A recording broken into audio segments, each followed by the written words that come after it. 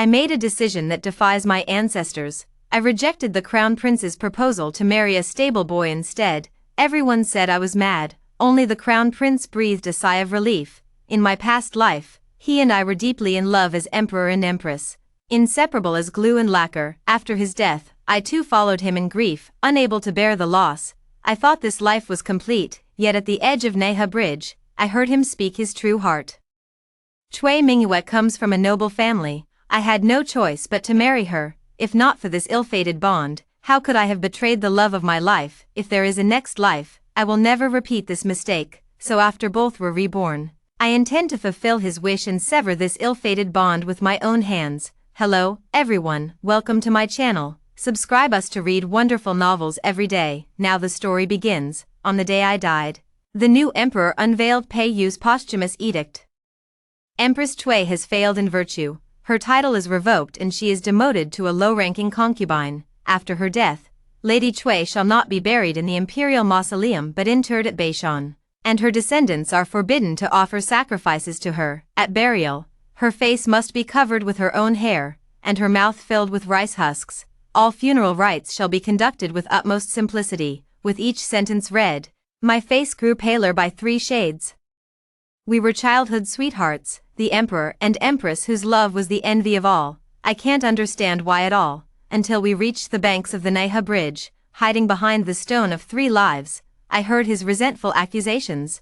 Cui Mingyue comes from a powerful aristocratic family. I had no choice but to marry her. I grew up with Gingshu, and we had long pledged our lives to each other, yet, because of Cui Mingyue's presence, I could only make her suffer as a concubine, which ultimately led to her dying of depression. If not for this ill-fated relationship, how could I have betrayed the love of my life? If there is a next life, I will never repeat the same mistake. Shinjingshu. I thought for a long time and vaguely remembered that there was indeed such a person in the imperial harem, gentle and unassuming, frail in health. She rarely appeared before me, thus, I do not recall her appearance, only remember, it was Pei Yu who gave the order.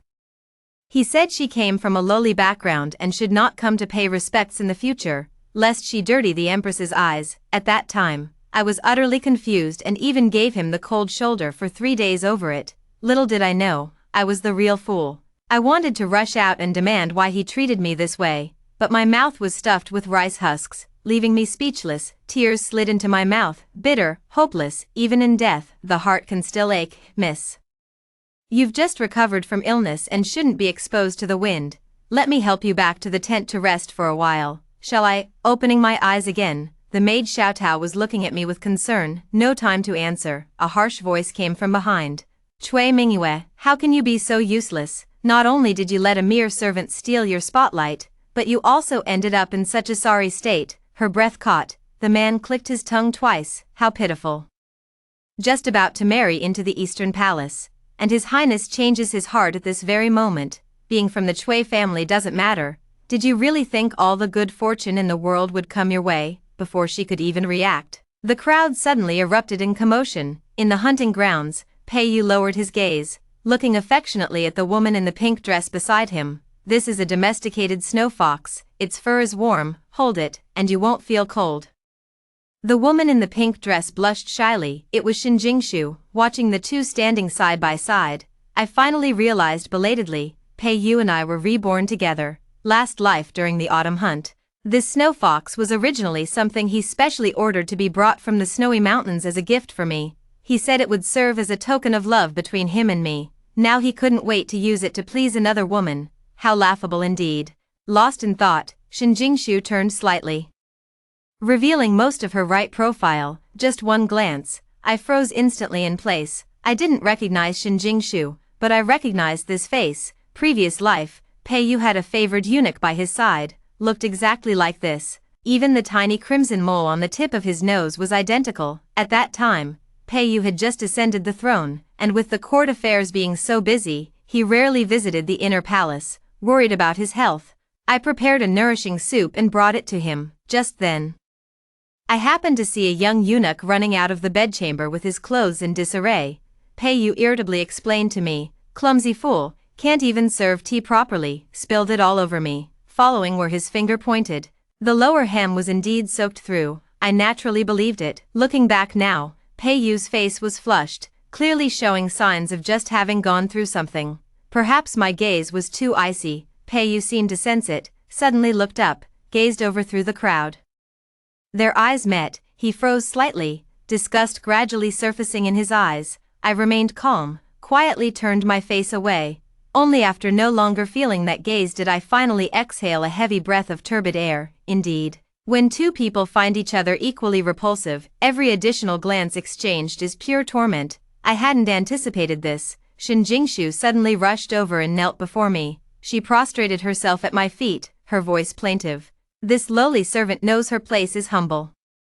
Unworthy of standing and speaking with Miss Cui. My brow twitched, about to step aside, but she tightly grabbed the hem of the skirt. A hint of smugness flashed by. She pleaded in tears, but there are some words this servant must speak. This servant's heart belongs to your highness, wishing only to stay by your side, even without name or status. It matters not. My anger surged as I pushed her away. Whom your heart favors is none of my concern. Shin Jingshu was stunned, her words evasive. But you and his highness are well matched in social status, and you are also the candidate for crown princess personally chosen by his majesty. That's why. Don't talk nonsense, I scolded sharply. How could you speak such nonsense about a woman's virtue? When did his majesty issue an edict for this marriage? I knew nothing of it. Falsely transmitting an imperial decree is a capital offense. Startled, she collapsed to the ground. Panicked, she defended herself. I didn't. That's not what I meant. Enough, Peiyu. His eyes filled with anger, pulled her behind him. Cui Mingyue, if you're angry, take it out on me. Why torment Jingshu? Why am I angry? He gave me a warning glare but remained silent. I suppressed my smile and abruptly countered. Moreover, as the legitimate daughter of the Cui family, I was raised with strict etiquette and tutored by renowned masters. I understand propriety and no shame. My maternal grandfather was a founding general of the nation, with illustrious military achievements, honored in the imperial ancestral temple. Tell me, your highness, why would I trouble myself with a mere servant? The words fell. Peiyu's face instantly turned pale.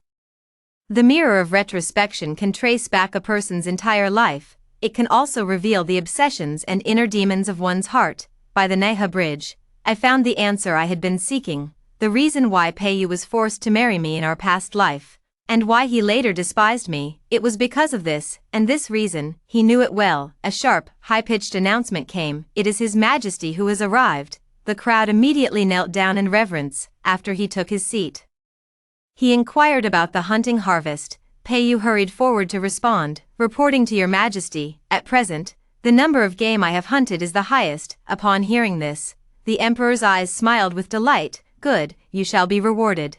Peiyu couldn't contain his joy and was about to kneel down as he lifted his robe. I took a step forward and bowed first. I earnestly said, Your Majesty, this humble subject believes that His Highness has reached the age for marriage and should be granted a heavenly match. The surroundings fell silent. They all showed strange expressions.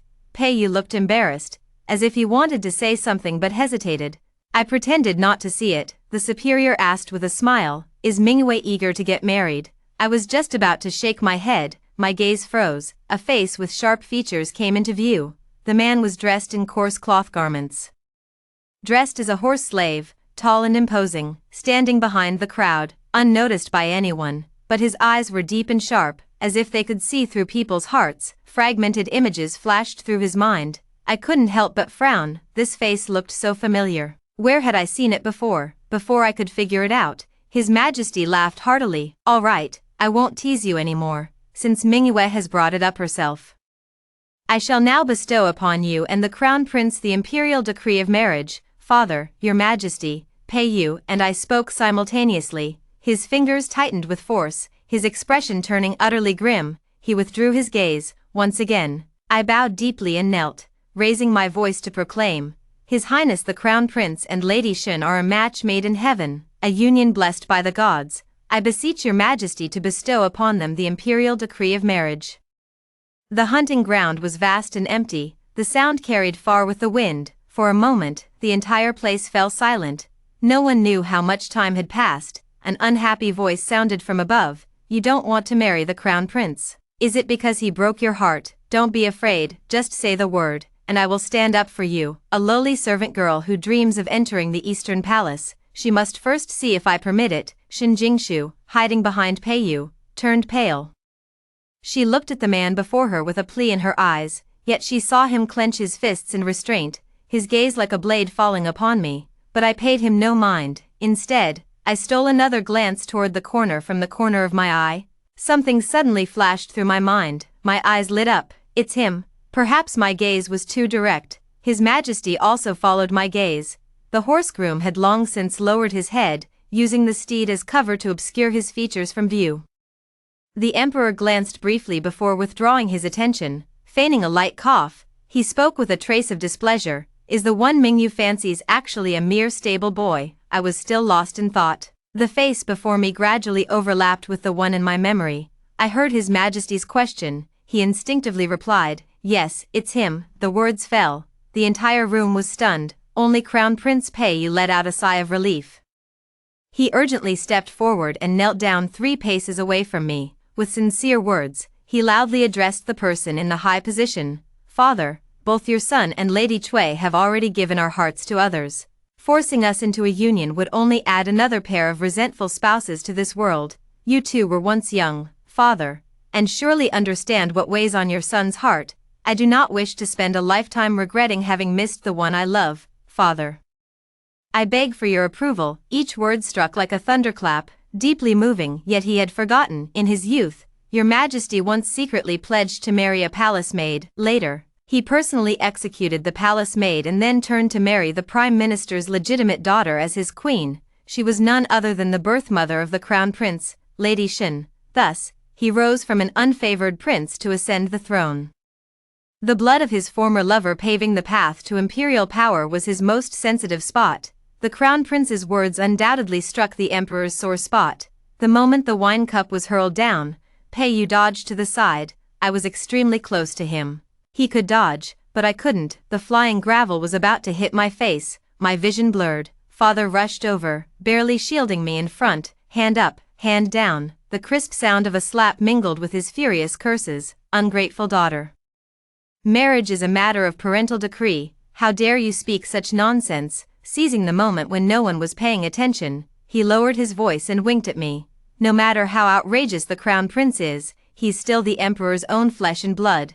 Why are you joining in the chaos? Do you think your life is too long?" With that, he turned and prostrated himself, shamelessly wailing to the ruler above, "Your Majesty, this old minister is guilty for raising such a treasonous daughter. At my age, I have only this one seedling under my knees. Her mother treats her as the apple of her eye, spoiling her to the point where she doesn't know the immensity of heaven and earth. With such unruly behavior, how could she possibly aspire to the position of Crown Princess?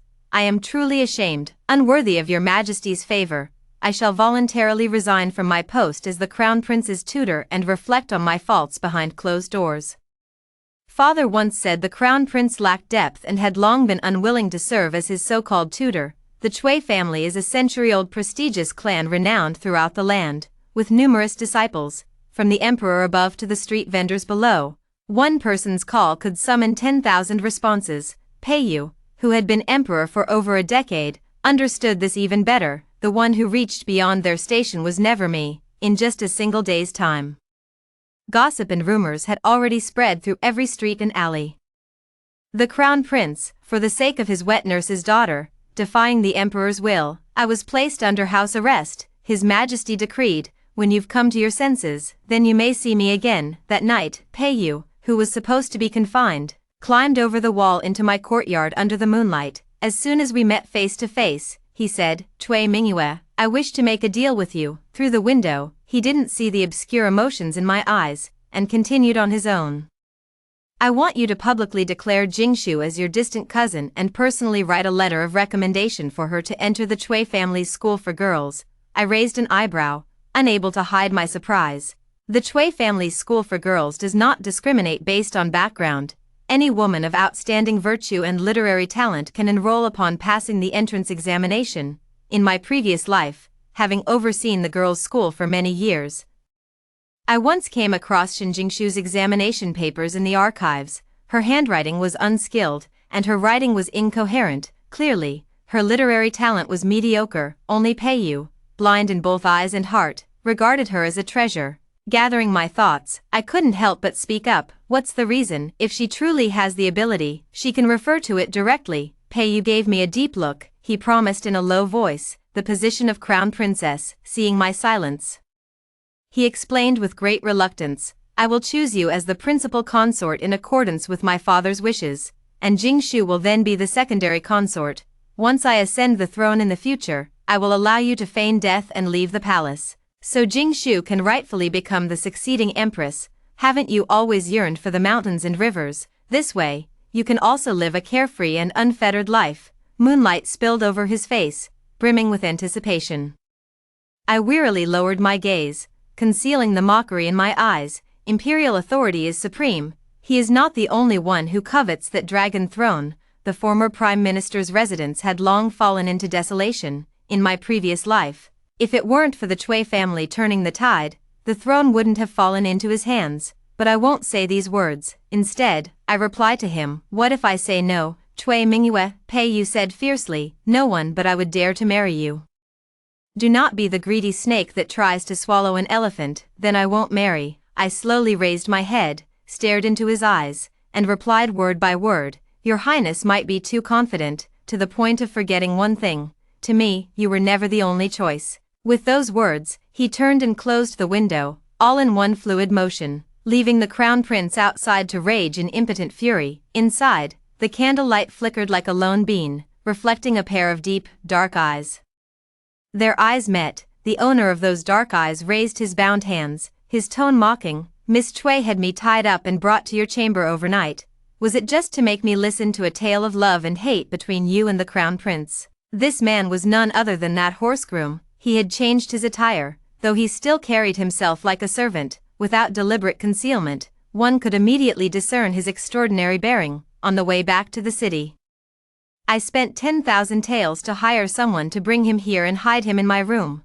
Who knew these people would be so unreliable in handling matters? They actually delivered him tied up in such a state. To make matters worse, the crown prince suddenly paid a visit. A great deal of time was wasted. For a moment, I didn't know how to respond, so I simply kept my mouth shut. Silently, I went to the table and poured myself a cup of cold tea. The cold water went down, clearing the mind somewhat. Just now, with desperate resolve, I said, Master Ji, I need your help. The words fell. The originally smug man's expression turned serious. He blurted out, You know me, more than just know. In my past life, I once accidentally smashed a flower pot into his face. This matter is somewhat embarrassing to speak of. This man was named Ji San, hailing from the Ji clan of Yunzhou, the very same Ji family that leads the water transport across countless rivers, during His Majesty's reign.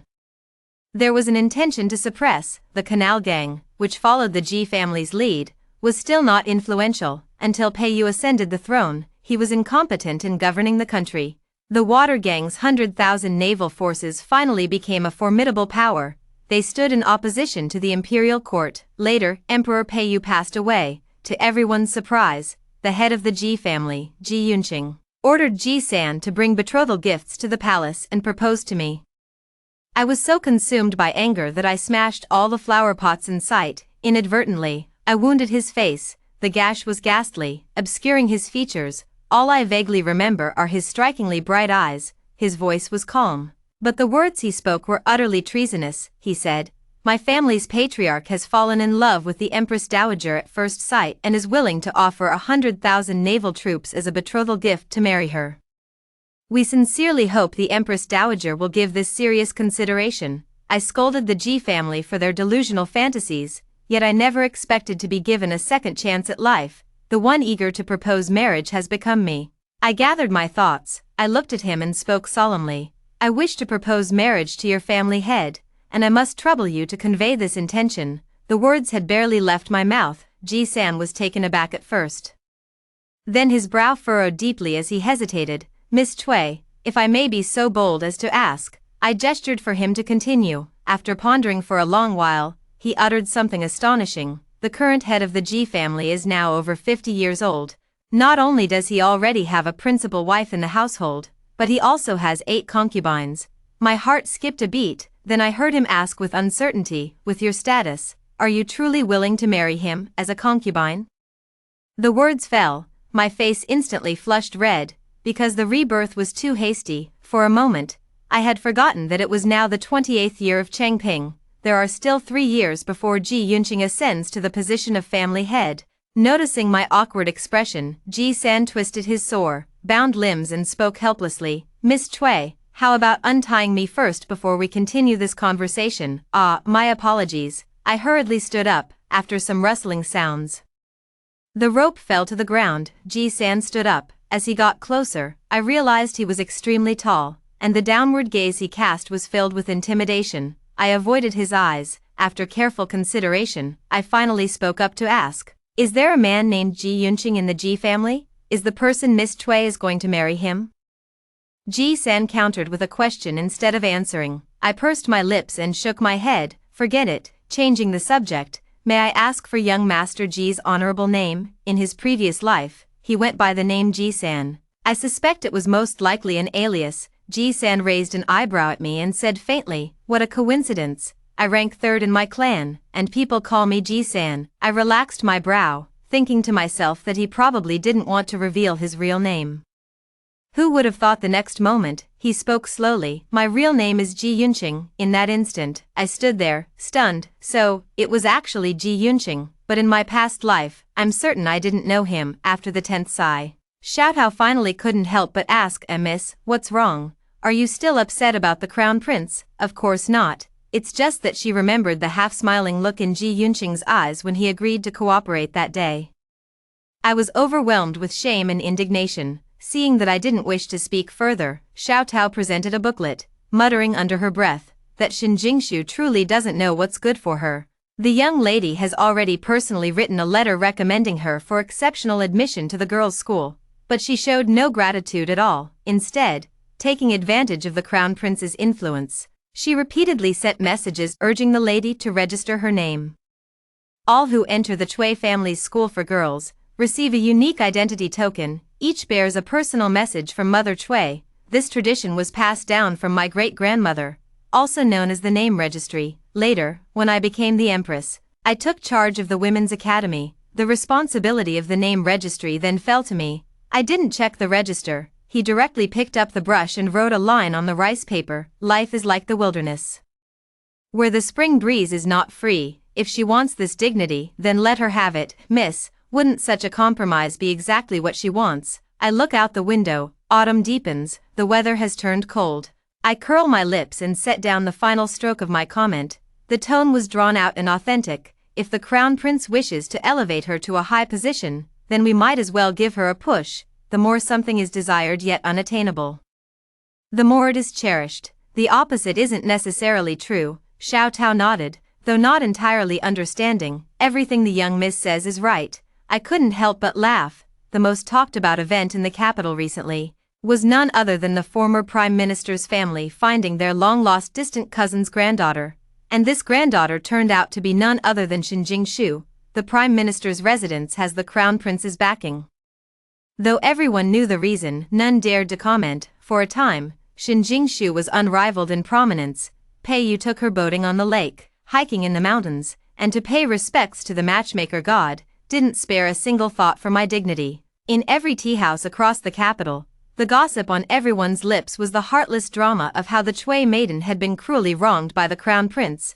Inside the private room of Juwei Xian, Ji Yunqing kept glancing at me from time to time. By the 4th glance, I couldn't hold back anymore. Master Ji, if you have something to say, please speak frankly. Upon hearing this, he cleared his throat lightly and said, if the crown prince were to find out that this play was actually written by your own hand, wouldn't he be so furious as to spit blood? I shook my head. He would indeed spit blood, because the crown prince's actions have humiliated not just me, but also his majesty.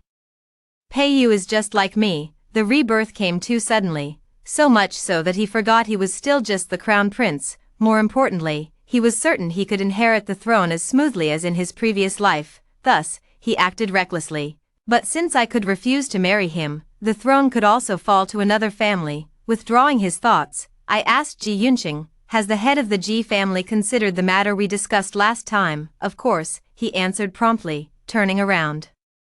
He took out a jade pendant from his bosom and presented it respectfully with both hands. he said earnestly. As long as Miss Chui can help my Ji family overcome the current predicament, in the future, the 100,000 water troops of the Chao gang will all be at your command. This is the token. I took the jade pendant, on which the 8-petal lotus representing the Ji family's emblem was vividly carved. I feel like laughing, and indeed, I did laugh out loud.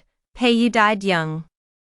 He probably never would have dreamed of it. The fruit planted in my past life will be used by me to deal with him in this one. Speak of the devil who Ji Yunqing and I were just about to leave, we ran straight into Pei Yu. He was surrounded by a large group of young noblemen, heading towards the private room on the second floor. Their eyes met, his expression darkened. Someone suddenly exclaimed, "Huh, I didn't hear that Miss Shen invited Cui Mingyue to the banquet."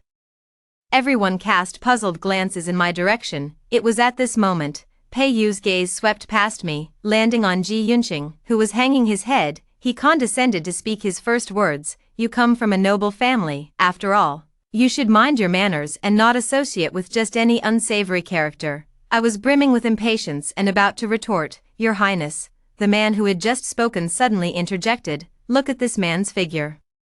Everyone, doesn't he resemble that horse groomer Cui Mingyue fancied at the hunting grounds the other day?" The remark caused an uproar. All sorts of malicious gazes turned directly toward him. Ji Yunqing had entered the capital under an assumed name. To avoid drawing attention, most of the time, he dressed as a horse groom. I frowned slightly but didn't offer any explanation. I simply gave him a discreet glance. Without any movement, a soft and delicate female voice reached everyone's ears. No wonder His Highness couldn't find this person afterward. It turns out Lady Cui had already hidden him away. It was Xinjing Shu. She pushed through the crowd and walked up to stand beside Pei Yu with a smile. Dressed in luxurious robes, her hair adorned with glittering jewels, a stark contrast to my bare-faced appearance. I couldn't be bothered to engage in a war of words with her, yet she just had to come knocking. I smiled faintly. If I recall correctly, today is the Academy's evaluation day. And among the many women who came to the banquet, there were quite a few familiar faces. Xinjing Shu followed my gaze. A faint smile curled at the corners of her lips. Unable to contain her pride, she couldn't help but boast. Monthly academic evaluations are such a waste of everyone's time. If the teachers aren't tired of it, we certainly are. It's rare for us to get together. Why must Miss Cui spoil the fun?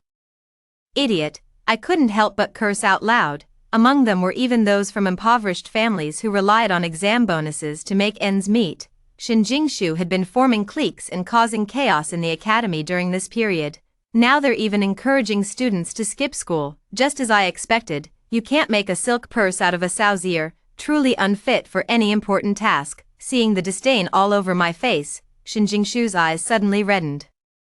Pei Yu took in everything with a glance. Like a mother hen protecting her chicks, he shielded Xinjing Shu and spoke reproachfully. "Cui Mingyue, what a grand display of authority. Not only has this girl's school not yet been handed over to you, but at this very moment, you're merely a female student within its walls. Who are you to judge right from wrong?" "Of course," I said in a casual tone, walking out as I spoke. "The moment we passed each other, I provoked, but after all, this academy bears the Cui family name. Your Highness isn't even a student here, so what right do you have to criticize me so much?" Pei Yu's expression darkened abruptly. The next moment, he suddenly reached out his hand, pointing at Ji Yunqing, who was about to descend the steps, speaking in a sharp tone. "You, lift your head. Previous life, the Ji family has been lying low for many years. The head of the Ji family is even more mysterious, with not a single portrait circulating among the public."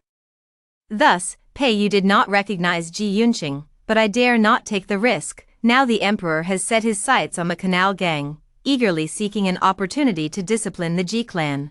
If he were to find out that the Ji family secretly sent someone to the capital to bribe officials, wouldn't that be exactly what he wanted? Caught between a rock and a hard place, Ji Yunqing slowly raised his head, revealed an utterly ordinary square face, the kind that wouldn't stand out in a crowd. He deliberately lowered his voice and asked, "Your Highness, may I ask what you summoned this servant for?" Respectful yet neither obsequious nor arrogant, Pei Yu said irritably, "I happen to be in need of a horse trainer. From today onward, you shall follow me." "I refuse." Before Ji Yunqing could answer, I outright refused. "Cui Mingyue, don't be ungrateful. By parading a horse slave around with you, have you considered our teacher's reputation? The teacher he mentioned was none other than my father. I sneered with a mocking glint in my eyes, back at the hunting grounds, when I confessed my feelings for the horse groom. Your Highness didn't say that. His face stiffened slightly. I raised my voice. His Highness said that both you and Lady Cui have already given your hearts to others. Forcing you together would only add another pair of resentful lovers to this world. His Majesty was once young too. He surely understands what you're thinking. You don't want to miss the one you love and regret it for the rest of your life. In the end, I looked at him with a serious expression. Fortunately, the ill-fated bond between your Highness and me was severed in time. Otherwise, the one who would regret it for a lifetime would be me. Given another chance in this life, I returned his heart-piercing words to him intact, in less time than it takes to drink a cup of tea. The storyteller in the tea-house shifted from narrating the Crown Prince's romantic escapades to tales of discord between fathers and sons among the common folk. Rumors are terrifying. Moreover, His Majesty is inherently suspicious. That night, Ji Yunqing then appeared in my chamber. According to the spies, after the evening meal, His Majesty summoned the Crown Prince to the rear hall for discussions. Within less than half an hour, sounds of argument could be heard from within. I heard His Majesty was so enraged that he drew his sword and wounded the Crown Prince.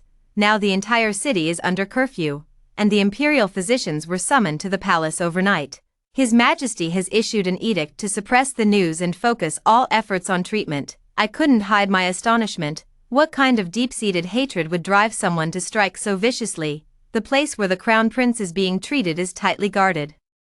My people couldn't gather any information. I forced a dry laugh. It's been less than 2 hours since dinner, yet the Ji family already got the news. No wonder even His Majesty is deeply wary of them. Perhaps sensing the probing tone in my voice, Ji Yunqing chuckled softly and took a step closer to me. Without some real skill, how could I make a deal with the Cui family's daughter? Under the candlelight, his gaze was profound, filled with my reflection. I am not an inexperienced young girl. In the first 2 years after marrying Peiyu, we also had a period of shamelessly intimate days, so I could tell at a glance. Ji Yunqing's gaze was that of a man looking at a woman. As if noticing my unease, he averted his gaze, cleared his throat lightly, and looked elsewhere. In a hoarse voice, he said, "The Crown Prince is severely injured. Miss Cui's ploy of killing with a borrowed knife is truly masterful. In just a few days, the court is likely to face major upheaval." I never expected His Majesty to be so furious, to the point of resorting to violence. Just as Ji Yunqing had predicted, the turmoil came with startling swiftness, and it was Xin Jingshu who had triggered it. To tell the truth, it was over a trivial matter. After all, Xin Jingshu came from a farming family. Now, when one man achieves enlightenment, even his chickens and dogs ascend to heaven. Her cousin from her mother's side actually harassed the daughter of the imperial censor's son in broad daylight. This woman is as unyielding as her father. He dashed his head against the palace gate and died. It happened just as the officials were leaving the court, witnessing the tragic scene before them and the blood-written letter left by Minister Sun's daughter. The crowd was instantly filled with rage. He turned around and entered the palace to impeach, yet Xin Jingshu, relying on the Crown Prince's favor, acted arrogantly and domineeringly in the academy. The daughter of Minister Sun was righteous by nature and fond of making friends. There were already a few close friends. After everyone returned home, they heard that their friend had been harassed by ruffians in the street. According to the laws of our dynasty, this should have resulted in imprisonment, but that person remains free and unpunished. Instead, they have intensified their harassment of officials' families. She's just relying on the Crown Prince's backing, that's all. Exactly, Madame Cui. We understand your dilemma in making an exception to accept such a person, but given her current disgraceful behavior, we truly cannot bear to stay under the same roof with her any longer. I'll leave the Cui family school for girls now, so as not to end up like Miss Sun. When the crowd came to my mother in righteous indignation, I was listening nearby. After everyone's emotions finally calmed down, Mother turned to me and asked, "Bright Moon, how do you think we should handle this matter?" I knew this was Mother's way of testing me. After a brief moment of thought, the words slipped out before I could stop them. In the past, the late Empress Dowager bestowed upon my grandmother an ironclad edict. This edict holds the power to question the emperor above and hold officials accountable below.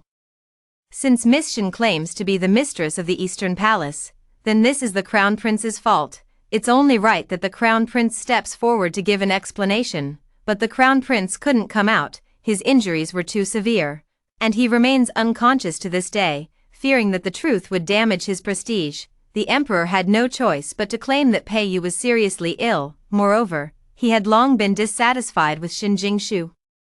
He immediately issued an edict that the entire Shin clan, regardless of gender, would be exiled to the bitter cold lands of the northern deserts, never to return to the capital. Shin Jingshu protested several times, shouting to see the crown prince. After being severely beaten several times, they finally quieted down. The crown prince had been missing for too long. Gradually, rumors began to spread. The court was thrown into turmoil. Memorials urging the crown prince to attend court flew into the palace like snowflakes. Rumors even began to circulate among the people. It was said that the emperor might depose the crown prince. The emperor was overwhelmed with pressing matters. Consequently, he couldn't spare the time to suppress the canal gang. The Ji family seized this breathing space. They immediately began equipping their ships with ice blades without a moment's delay. Ji Yunqing sent a carrier pigeon to express his gratitude. In the letter, he mentioned that the position of family head was already within his grasp. In the end, he asked, "Our dynasty hasn't seen a cold wave in 100 years. Equipping ships with ice blades is a considerable expense. Are you certain you want to proceed with this?" I looked up at the gray horizon. By the time calculation, before long, a cold wave will catch everyone off guard. In the previous life, the canal gang suffered heavy losses because of this incident, losing the ability to contend with the imperial court. This time, I will take advantage of Pei Yu's indulgence in love to completely cut off all his escape routes. Half a month later, the crown prince slowly regained consciousness. Just as everyone was anxiously wondering how to explain the matter of Shin Jingshu, he seemed like a completely different person. Forcing himself to rise despite his still weak condition, he took a carriage to the Chui family, requesting to see me. In the waterside pavilion, Pei Yu, wrapped in a thick fox fur, looked pale, so weak he could barely sit up. "Mingyue, I was momentarily confused some time ago. I hope you won't hold it against me. Can we continue with our betrothal?" I couldn't hide my astonishment. I had thought he came to demand an explanation. Who would have guessed his first words would be a marriage proposal? He produced a bright yellow scroll, spread it out. The enormous words "Imperial Marriage Decree" stung my eyes. Pei Yu clutched his chest and said with difficulty, "Before leaving the palace, I had already obtained the Imperial Marriage Decree from His Majesty. I truly mean it. Mingyue, please give me another chance." I gazed quietly into his eyes, which held not a trace of sincerity. I nearly laughed out loud. "Pei Yu," I curled my lips, "let me guess, could the recent rumors among the people about the emperor planning to depose the crown prince actually be true?" His recent disappearance had already cost him some of his ministers' loyalty. If he were to lose the support of the noble families as well, he would likely be deposed soon. The words fell. Visibly, his complexion grew 3 shades paler. "We had agreed that I would grant you the position of crown princess, and upon my ascension to the throne, I would set you free. You clearly consented to this arrangement, yet now you renege. Are you toying with me? When did I ever agree to this?" Chui Mingyue, what is it that you truly desire? "Once I attain the highest position, even a fiefdom, I shall grant it to you." I countered with a question. "Have you met Miss Shin yet?" "Her? What about her?" Pei Yu's tone was guarded. I smiled faintly, indifferent as I said, "Nothing much. She made a mistake, so the entire clan was exiled, that's all." "What did you say?" He suddenly stood up, but due to already having lost too much blood, he staggered backward and fell, his back hitting the railing hard. A cry of pain escaped him. He immediately spat out a mouthful of blood. Seeing him in this state, my hatred remained unquenched. I continued to provoke him. "All those vows you made by the Stone of 3 Lives, swearing that if there were a next life, you would never betray your true love in this one, were just empty words after all. How can a selfish and self-serving person ever possess genuine sincerity?" Upon hearing this, Pei Yu's eyes widened in shock, his legs giving way as he collapsed to the ground. The incident of the emperor wounding the crown prince was, in the end, impossible to keep concealed. Before the cold wave arrived, it quietly became the topic of post-meal discussions in various tea houses, to the extent that, when the impeachment from the censorate landed on the emperor's desk, he was still slightly dazed. During the morning court session, the elderly minister's son, who had lost his daughter, was particularly sharp-tongued in his criticism, shaming him to the point of wishing for death. the Son of Heaven is subject to the same laws as the common people. Your Majesty bears the mandate of heaven, yet commits such cruel acts, utterly appalling. Where is the bearing of a wise ruler? This is clearly the conduct of a tyrant. The Crown Prince indulges in romantic affairs, turns a blind eye to violence, and to this day offers no explanation.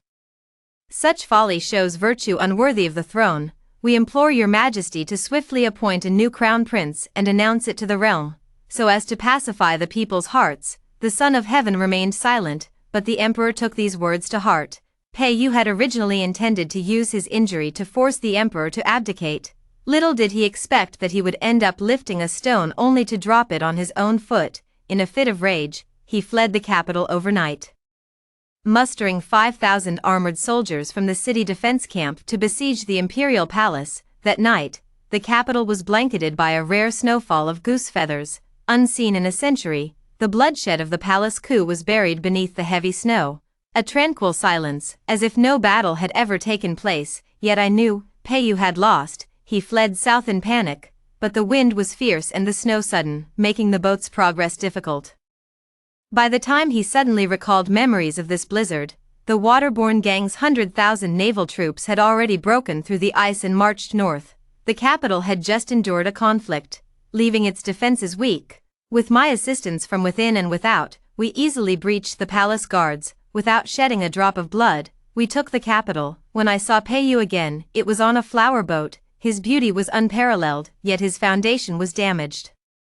His every movement as delicate as a willow swaying in the breeze. Perhaps he had been tormented too severely. Pale-faced, with dark circles under the eyes, I passed by the side of the ship. Caught sight of me, he leaned almost his entire body out of the window, shouting my name at the top of his lungs. Very soon, someone covered his mouth and dragged him back. The windows and doors were tightly shut. Then came the sounds of punches and kicks. I kept my eyes straight ahead and continued walking forward.